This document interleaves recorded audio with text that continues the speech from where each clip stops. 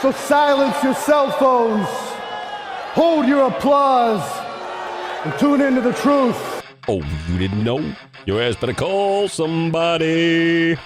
Getting beat up by 9 guys in Syracuse, to me, there's not a whole lot of shame in. From the 315 to the world, this is the Heel to Face podcast.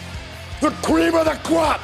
Wow, man, freaked out! Follow the show on Twitter and Instagram at Heel to the Face. I said, are you ready? From Armory Square in downtown Syracuse, New York, let's send it now to Brandon and Jared. Bad luck seems to be my middle name. They might as well tag me up with my buddies from Syracuse.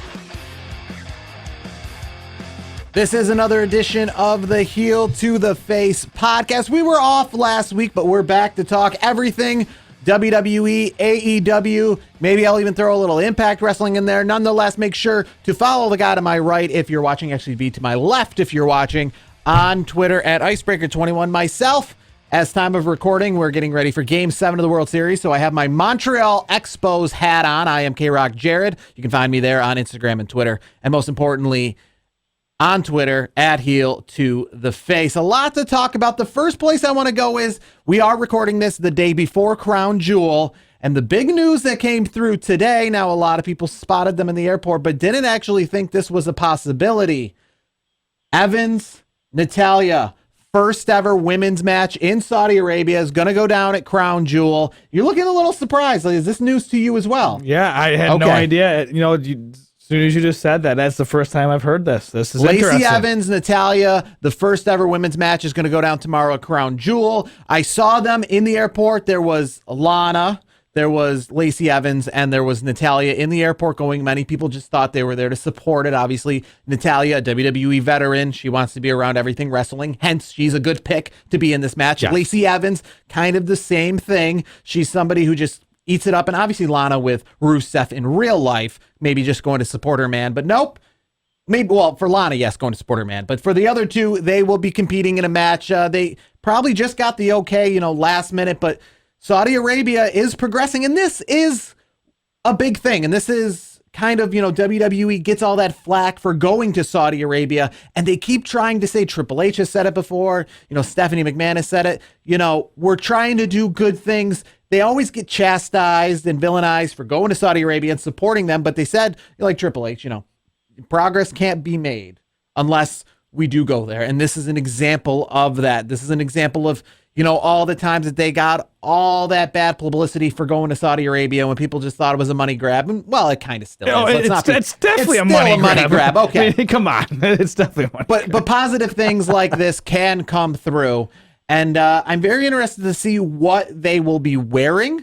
I know a couple years ago, somewhere else in the Middle East, they had the first ever women's match. I'm not sure which country. It might have been Turkey, might have been Egypt, but Sasha Banks competed in that. I think Becky Lynch competed in it. They had to wear full attire. Yeah, so I'm assuming that'll be similar here. But, paying attention to this whole festival that's going on around Saudi Arabia, and I think it's like the Rido Festival that they've been talking about, this 2 months of, partying and events going on. I've noticed there's a bunch of more Americanized things. For example, I'm not familiar with movie theaters, I'd say in Saudi Arabia, but I do know while looking at tickets for Crown Jewel that there are showings of the movie Joker, which is a controversial movie here in America. Yeah. But that is being played at certain theaters or certain public parks. You got to pay admission, because I was looking on a certain website that offered tickets for Crown Jewel, and it offered tickets for other events. There's a horror festival. You can go see, like I said, Joker. There's other kind of shows going on and movies that are more Americanized. So, WWE doesn't look too crazy in comparison to the fact that they're publicly playing Joker in theaters in the area and other horror movie and Halloween type festivals. I don't necessarily believe they celebrate the traditional Halloween, but maybe just in theory of the time of year and trying to kind of Americanize themselves. And they've already recently opened themselves up for tourism, so maybe there are some Americans coming over to watch Crown Jewel. I know if I had all the money in the world, I would be at Crown Jewel why not? I love to travel already. I love to go to places you're not supposed to go to. So what would be more perfect than going to see hold on. WWE? I got to cut you off there. You like to travel? I had do. no idea. You know, if you go, You probably thought I was looking at Crown Jewel tickets because I was actually planning on going. Yeah, I figured you were. I figured if you could scrape up enough bucks, you'd go down. You'd go The there. cheapest ticket, I think it was for a limited offer, was $6. The tickets do start at a measly or a steep, I would say, $13 to go see Crown Jewel, American money wise. Yeah. So yeah, definitely. I think the plane, if I could afford the plane ticket over to Saudi Arabia, I think I could probably afford the $13 ticket to get in the stadium. The ticket. That ticket's not the deal breaker. It's the airfare, so to speak, and the hotel. So that's Yes. travel. Well, you know, is- and that's, if you were ever going to visit Saudi Arabia, I guess now would be a great time in the sense of picking when WWE's there, because you could probably just find a way to stay at the hotels they're staying at. So you're always kind of in good company while you're there. yeah, because I mean, You're familiarized. Yeah, well. Plus, the language is different, obviously too. Yeah. So that it's good to have people that they speak the language as well. I mean, when you go across Europe, I haven't been there, but from what I've heard from people telling me they travel over there, you get a lot of English speaking. It's like the second language. Like you might speak, they might speak. It's also very Spanish Americanized. Yeah. Yeah, it's. You're Germany. A lot of the locals still speak just the local tongue, but a lot of people, especially in the big cities, English is prominent. So it's like if you went over there, I'm assuming maybe Saudi Arabia's the same way. Well, Saudi Arabia probably not yet because they're just opening themselves up for tourism. But you can imagine, the more Americans and the more English speaking people that go into Saudi Arabia, the more English you're going to have. Yeah, So- it's a natural thing. We'll see what happens. There's nothing announced yet for the match though, right? Nothing. Is it like you just saw rumors that they were traveling to Saudi Arabia? No, right no, now? no. The match is official. Oh, it is For official. Crown Okay, Jewel, okay, it'll be okay. Lacey Evans versus Natalia. So they actually announced it officially. Yes, Okay. Lacey Evans Okay. versus Natalia. They've already put it on Twitter and social media. That's great. That's Stephanie great. McMahon as well has picked. She obviously picked. She said Natalia was a good example because she's a veteran. You know what I mean? And she's somebody that's just somebody who I guess who've earned it. And she picked Lacey Evans because of the fact that she's also kind of. You can pick anyone. You can pick Charlotte. You could pick Sasha. You can't really say anything bad about the women, but she just really believes that she likes the way that Lacey Evans kind of carries herself in real life, with a daughter at home and all the adversity that she's gone through, being, probably the only woman that's been in the Marines, in the women's division. She's tough as nails. So Stephanie McMahon just says, for that reason, they thought that these would be the two best to break barriers. So how did they announce it then? 'Cause It was announced today, Wednesday, October the 30th, on social media. It was on like Twitter. Yes, I read it on WWE.com probably around noon today. That the match was going to take place. I've also read that Bray Wyatt, Roman Reigns, Kofi Kingston, three guys who are in Saudi Arabia, are scheduled to be at Raw or SmackDown on Friday night in Buffalo. So that they're obviously schedules and are subject to change. But those are three talents that are scheduled to be. And you got to imagine. Somebody, because Crown Jewel's a big card, somebody has to be coming over, right? Somebody's got to be getting back in time for SmackDown. You can't just have an all women's event, essentially, right? We have not like a SmackDown, but we've Yeah. had a pay-per-view. Here's the thing. And speaking of that, Stephanie McMahon actually talked about that today. There won't be an Evolution 2 this year just because of the fact that they've been working so hard at getting this women's match in Saudi Arabia that they've kind of taken Evolution 2 on the back burner. So don't rule it out for the future, but 2019, yes. So probably 2020 we'll see it back. Yeah. What's the travel time from Saudi Arabia to upstate New York? Or Western That New York? is anybody's guess. I'm not too sure. I know it's in the Middle East. You'd have to maybe ask some people in the armed forces who've obviously made that travel before. Yeah, It's probably a little bit different for them than traveling, traveling with the Army versus traveling with the WWE. I'm sure they got the WWE private jet. So Apparently, though, Hulk Hogan got stranded in Iceland I did see that. and hitched a. I don't even know. Now that just doesn't even make much sense. Hitched a ride to Saudi Arabia. I know. That's what I heard. Yeah, he caught up with Brock Lesnar, and Brock Lesnar was giving him a ride out. I heard Ride as in his plane. I can't imagine. I'm not. We talk about geography, and I can't tell you from Saudi Arabia to Buffalo how quick of a flight that is. But I can tell you from Iceland to Saudi Arabia, that's a little bit of a drive. Yes, that's just unfeasible. just a little bit. Yeah, you can just even tell by the names Iceland and Saudi Arabia. they're probably not that close to each other. No, I couldn't even imagine if somebody wants to like tweet us, at Heel to the Face, give us some time on that because I'm kind of curious because honestly I've never looked it up, so it's got to be. It's not like a hop and a skip like you're going up to Toronto from here, So. No, Iceland to Saudi Arabia. I mean, through multiple countries.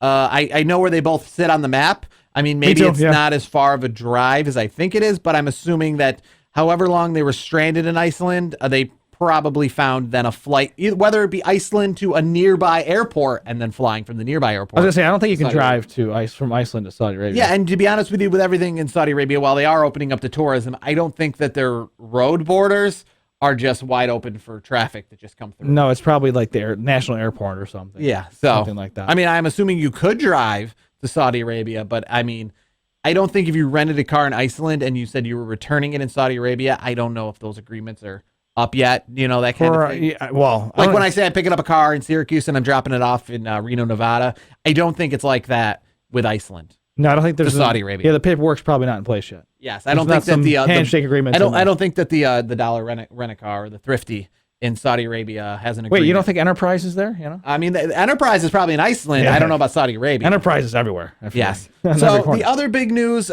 prior to this, it's kind of come down a little bit, but hey, we know who he is now. Jordan Miles made news this week. His T-shirt, we're talking Jordan Miles, NXT superstar. His T-shirt was revealed, and I did show it to somebody whom didn't know the backstory, and they did pick up on the whole what they felt that it looked like. And essentially, it's Jordan Miles' name looking like a smiling face, and with the Jordan Miles looking like teeth, and the shirt being all black, essentially looking like a blackface, looking like classic blackface. Yeah, for cinematography purposes, like in the old movies back in the day. Yes. So Jordan took to Twitter and just reamed out everybody. WWE responded saying, that he approved the design. He then, kind of reamed them out as well, saying, who can you trust? I didn't agree to this. They lied to me. This is coming from a company that let Hulk Hogan back in the company after all his issues with the African-American population in the past and what he has had to say publicly, letting him back, just all these things that he has then since come back a little bit on. He did then put out an apology saying, he might have gone too far and said too much. But then even in the apology, he then said, I'll never, really regret who I truly am or, be sorry. So so it wasn't really an apology then. Yeah, kind of. I mean, here's the thing. I get where he's coming from, and obviously in these times across the landscape, so to speak. But here's the thing. If you approved it, that's kind of on you. Like if WWE says he approved it, that's kind of approved like a different design, and that AAA, it wasn't exactly just him looking at that shirt and approving. And there was a little bit of a divide between a lot of superstars on Twitter. Like I think Booker T kind of chewed him out on social media, if I'm not mistaken. Booker T chewed him out. There was somebody else in the back. Titus O'Neil, like typical Titus O'Neil, like he always does it like the PC, politically correct way. So it was like, well, he has to. I mean, ever since he ripped on Vince McMahon's arm that one day. Yeah, he has been the company man. Well, he's the company regardless. He was always like that whole thing where he was it was more of a joke. If he wasn't a company man, he would have probably been fired for that. Oh, of course. I mean, they love him. I think he does a lot of events. Like he's good PR. So even if he's not in the ring, he still puts a suit and tie on during the week. Not at maybe wrestling shows, but functions. For I think WWE. he does more behind the scenes than he does obviously in the wrestling ring. I wonder if he's like a producer now. I know Titus O'Neil does more behind the scenes, which is great good for him. Titus O'Neil is like the kicker of WWE. I always, if you have kids at home that are trying to get into football, the sexy thing is try to make him a quarterback, try to make him a wide receiver. Me, if I ever have a kid and he wants to play football, I'm going to make that guy a kicker because look at all the kickers in the NFL. You got, 40, 50-year-old kickers, and they don't make $2.5 million a year or $4 million a year. They make, closer to the league minimums. Some. Regardless, they still make a big paycheck. But the point is, even if they're making the league minimums, they're still making more than the superstars because, you have people that are there 45 years old. The average NFL life is 3 years, except for kickers who are 50. I'll give you this. There's two other positions. Kicker, punter, same kind of deal. Yeah. One other position no one talks about, long snapper. I mean, if you can, on my you team, have he's these good. sexy positions making $4 or $5 million a year. You have these guys making $800,000 a year, but for like 20 years. So like what your overall earnings might be more. Yeah. Oh, yeah. I mean, Adam Vinatieri is completely gray. So even if he's making the league minimum, he still is making probably more than Tom Brady or close to it, or close in the end. Yeah, I mean, it won't for be how long he's been playing. Yeah, average salary, no, but like overall, I mean, if you look at his contract, I mean, besides Tom Brady's not getting any CTE while we're at it. Well, that too, no endorsements. Like, I mean, we'll just say just straight up contracts because Tom Brady's endorsements are crazy, anyways. But one of the guys on my favorite team, the Cowboys, he's been the long snapper for like 15 years. I think he makes a cool $1 million and change every year. So it's like gets a new contract, 2 years, $2 million. I mean, $1 million to snap a football and not get CT, not a bad deal. And staying on point with wrestling, I mean, that's kind of what Titus O'Neil is doing here. We don't see him winning world titles. We don't see him winning any titles. The best we saw him is chase around that 24/7 belt for a little bit. But the point is, for a second. I mean, by doing this stuff, behind the scenes, volunteering to go to Saudi Arabia, volunteering to do the stuff with the troops, volunteering to do the Be a Star campaign, the anti-bullying.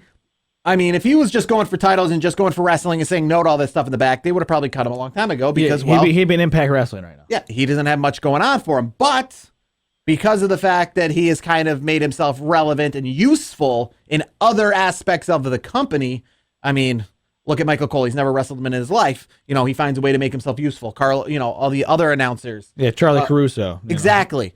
So good for Titus O'Neil making himself useful because he's collecting the paycheck for pretty much having a worse amount of wins and losses than anybody that's in NXT or below that. He's like Heath Slater, but like Heath Slater does more matches. So going back to the original of Jordan Miles, Titus O'Neil, Booker T, I think the underlining theme with all of them was you should have did this in-house. You should have did this. This didn't privately. need to be blasted on social media. Because everybody sees social media. If you want to literally shoot a text or something to Vince or Triple H, say, hey, can we talk? Let's have a meeting. That's different. The social media, I completely agree. I think that was very unprofessional. And I wouldn't be surprised if he got some sort of reprimand. I wouldn't be on. I'm very curious what they are going to do with this. I mean, because of the fact that you can't really throw the hammer down on him because then it's going to look like you're punishing him for freedom of speech. It's going to look bad. They put WWE kind of against the wall here because it's going to look bad. Well, here's the thing, though. Regardless of if it's a bad PR move, at the end of the day, you still work for WWE, and let's be honest, would we ever rip our CEO or president of any company or the owner of a company? No, because guess what happens? You get the boot. So you have to. I get it with the political stance, but it's gonna look bad because he went and spoke his mind and said something, and then if he ever got the boot for that, let's say, then he's gonna have a leg to stand on of this is why there's already enough shots being fired at WWE for people not having creative control. Trust me on this, though. Vince and the legal team, they will always figure a way to make it so if this dude gets booted, they're covered. If he gets booted, though, he's covered as well for the fact that, AEW or any other company is going to use this as ammunition of this is why you should come for us because we're not going to punish you for being yourself. And here's the thing, too. Speaking your mind and speaking the truth. They probably, honestly, the only thing they'll give him a slap on the wrist. They'll make him lose matches, something like that. It probably won't be a monetary thing, but if instead of, he'll get buried for a little bit, kind of like how Rusev had, a totally different scenario, but Rusev, remember when he changed his hair and everything? Yeah. He got kind of he lost a lot of matches for a while. I could see them doing that, making him kind of he's just kind of like a Heath Slater of NXT for a little while. They could do the old classic Tony Atlas thing to him. Yeah, it's true. Give him horrible gimmicks or something. Yeah, they could do that. And here's the thing. He's still getting a paycheck. He's still getting a job, so it's still a win for him. So it'll be curious to see what they do with him. Moving on to AEW, one of the curious things they're doing, I don't necessarily know if this is an answer to the bad finish that Seth Rollins and Bray Wyatt had at Hell in a Cell, but their upcoming pay-per-view event, which is interesting because it's their first pay-per-view event while they've had television shows going on. You forget that they still will also have pay-per-views. Now that we're in this AEW on TV thing, you forget kind of that because before they were either promoting pay-per-views only, and now that they're promoting TV, you can forget they got to do both.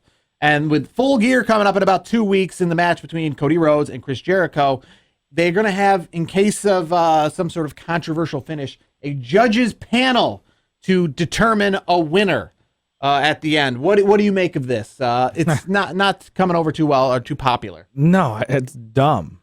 Let them just do the match. Like, and here's the thing too. If you're gonna have like a judges panel, like there's two particular sports that judges rule that, like, if you don't finish a fight, like in UFC or in boxing, you could kick the crap out of the guy, but if the judges see it a different way, you lose. It just, I know it's different because it's, it's more staged, obviously. It's not, that's how it is, but it's just a bad look. Why don't you just have the match and have somebody win? It just seems like, it just seems like they're trying to like throw it in there maybe as like a response to like, we'll always have a winner no matter what here in AEW. I don't know. Well, here's what you should do though. Because I love the time limit thing. Don't get me wrong. I like it. Like, all right, it's a 20-minute time limit. That's great. And then you'll hear Justin Roberts, all right, you got 10 minutes remaining. What they should do is, because obviously they count wins, losses, towards your record. They always pull it up on the graphic. Here's what you do. Like, if it's like maybe a minute left, you have Justin Roberts say, we have 1 minute remaining.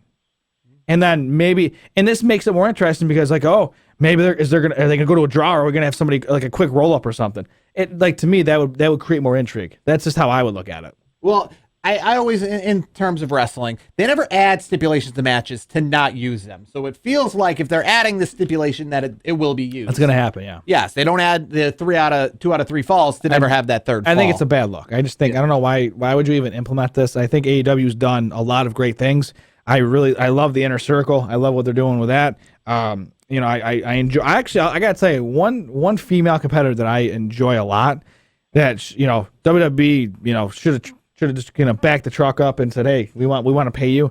Dr. Britt Baker, DMD. She is good. Well, they wouldn't really necessarily have to pay her because she'd be saving money just by being able to travel with Adam Cole everywhere. That's true. But I mean, here's the thing. She's one of those superstars where she should be in WWE. She's so good. I think she's going to make AEW look really good on the female side. Obviously they got the Japanese wrestlers, but Dr. Britt Baker, her matches are good. She's got a good gimmick and she's a legitimate doctor. It's not like she's a dentist. Yes. Well, it's okay. She's still a doctor. She still went to school for it. It's not like a doctor, like faux doctors. That not like Dr. Isaac Yankem. No, he was not a real dentist, and thank goodness, because he was quite frightening. Yeah, he definitely. But he's a good mayor. Well, from what I've been told, I don't live in. Is he a mayor? I have no idea. It's Kane. Is it Dr. Isaac Yankem? Yes. Oh my God. Before he became Kane, Dr. Isaac Yankem. He was. Oh God, I forgot. Jerry the King Lawler. Yes. I forgot about that. I forgot Kane was that. I'm not gonna lie, because I was so used to Kane in the Mask. Yes, this is like 95, 96. Dr. Isaac Yankem. Yeah, that's evil dentist. I'm not gonna lie. I was more in. That'll give you something to do when you go home tonight and watch the WWE. Yeah, I'm gonna have to go back. I dropped the ball on that one. So some quick kind of shots here to kind of roll at the end of the show. Seth Rollins on the new podcast. I'm not sure what it's called. Over the Top, the new WWE podcast. They had Triple H on. It's a brand new WWE podcast where they are trying to prove that they're not just going to be a fluff podcast, because they are under the WWE umbrella. But speaking of AEW, Kenny Omega was mentioned a lot from Seth Rollins.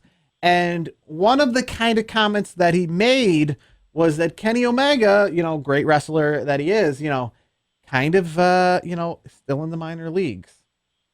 What do you take about that? Is that a shot at, obviously it's a shot at AEW, but you don't look at AEW as the minor leagues, do you? I don't know. I just think it's Seth being a company man. I think that's what it really comes down to. And he did quote, because he actually brought up Will Ospreay as well, and talking about a little Twitter spat he had going on with him, and that is also controversy creates cash, and trying to prove that this podcast that WWE's putting on with Corey Graves is not just a fluff piece by saying things like that.